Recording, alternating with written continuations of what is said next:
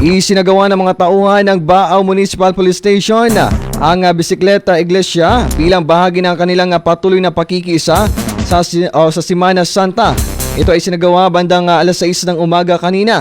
Kasama sa nasabing aktibidad ang mga miyembro ng ASGFM ng Baaw at ilang pribadong individual ng bikers mula sa iba't ibang barangay sa bayan ng Baaw.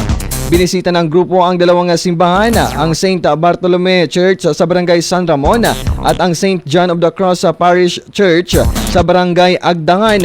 Sa bawat pagbisita nag-alay sila ng maikling panalangin para sa kapayapaan, kaligtasan at patnubay ng buong pamayanan.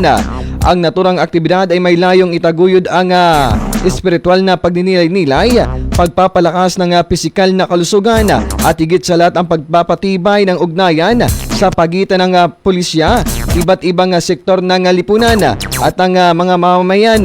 Isa rin itong paalala sa kahalagahan ng pagkakaisa at pananampalataya sa pagtataguyod ng isang ligtas at mapayapang komunidad.